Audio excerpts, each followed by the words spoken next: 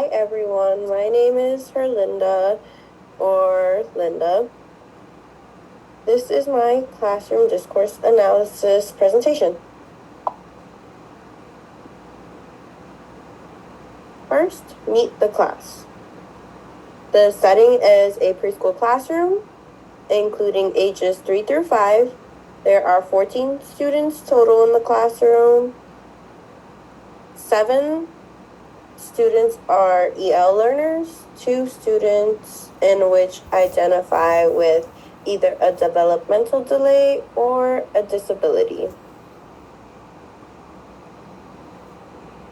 Now, what is the lesson being taught? In the classroom's daily schedule, there are 2 read-alouds, so this discourse analysis takes place in a preschool classroom during our read-aloud time. The read-aloud is the book called How Do Dinosaurs Stay Safe by Jane Yoke and Mark Teague. Written and spoken language is present throughout the whole lesson, which makes this ideal for me to do the analysis on. The lesson addresses Illinois early learning and development standards in language arts, social emotional, and home language development domains. In the excerpt, T will refer to the teacher talking. S1, S2, S3, etc. will be referred to as different students who are speaking. The teacher is reading at this point in the excerpt. How does a dinosaur stay safe all day, whether at home or at school or at play? Does he climb up too high? Student 1 and 2. No, shaking their heads simultaneously. Student 3. No, because he can fall and get hurt. Student 4. He might even hit his head. Student 5. Look, the ladder is tipping over. Teacher. Oh no, points to the illustration. It looks like the ladder is tipping over and the dinosaur might get hurt. Teacher continues reading. Or jump on his bed. Student 1. No. Teacher. Is it safe to jump on your bed? Several students say, no. Student 2. It's safe to jump on a trampoline. Teacher. Does he race on his bike with no helmet on his head? Several students. No. Student 6. Yo tengo una bicicleta. Teacher. Si tienes una bicicleta en tu casa, yo también. Blank says she has a bike at home, and I do too. Student 4. I have a bike. Student 6. I have a bike too. Teacher continues reading. Is he rough with the cat? Several students shake their head no. Teacher, does he stand up on chairs? Student 1. No, you're supposed to sit down. Student 7. Necesitas sentarte en silla. Teacher, that's right. Necesitas sentarte en una silla.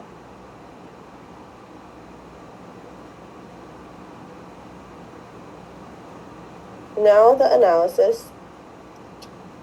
The lesson and exchanges between students and teacher in the lesson included a series of close-ended questions that were included in the book's read-aloud in the actual text. These prompted simple yes or no answers, and I liked this because the lesson became more accessible to demonstrate comprehension and students being able to answer yes or no. Open-ended questions that followed the closed-ended questions encouraged more complex discussions to occur. I know that my lesson was successful because 1, students participated, 2, verbal language was practiced, and 3, students engaged in conversation. Some linguistic concepts that were discussed throughout our semester are semantics and pragmatics. Semantics, as described by Yule in our textbook, is the meaning of words and sentences. Students use key vocabulary when answering open-ended questions, and by doing that, they demonstrated understanding of meaning. Pragmatics, according to Yule in our textbook, recognizes meaning based on context. Responses require students to apply knowledge of behavioral expectations and the context of rules, and their background knowledge was in turn applied during the lesson.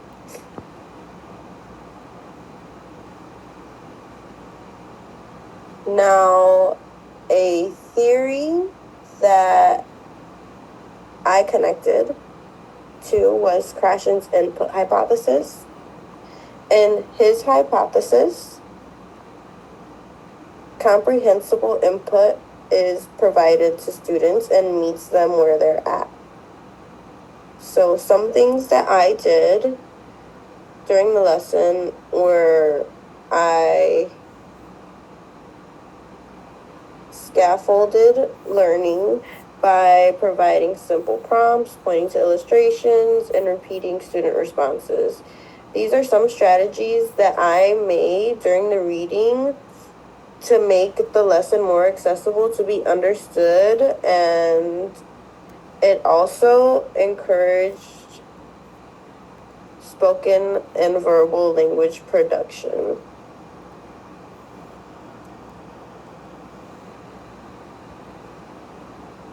Now, my reflection.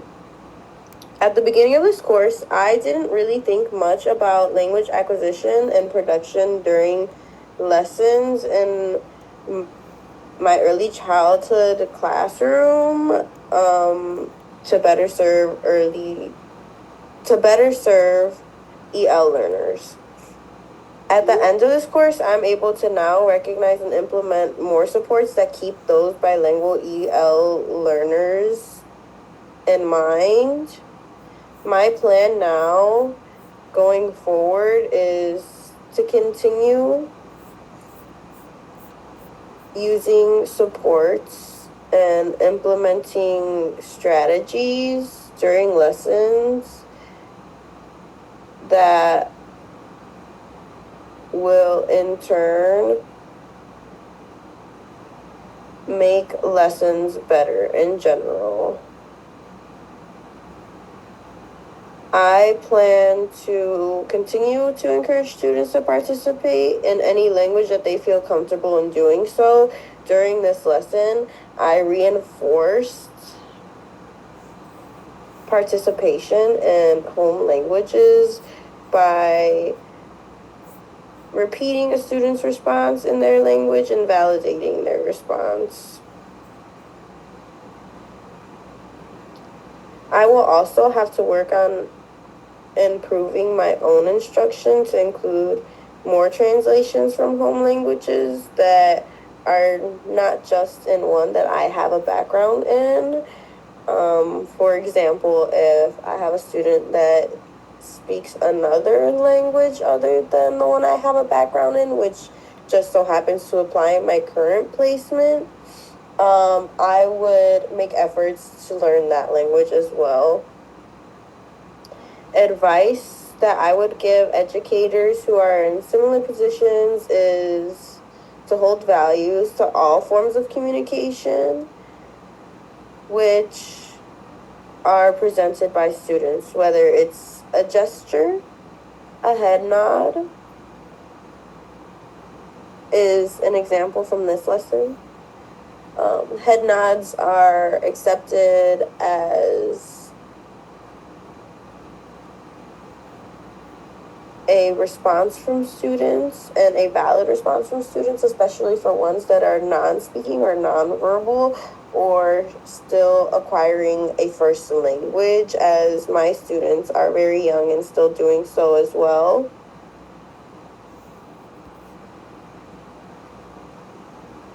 All output that is produced is important and should be acknowledged by teachers. That acknowledgement holds power to create confidence in students wanting to participate and produce meaningful output.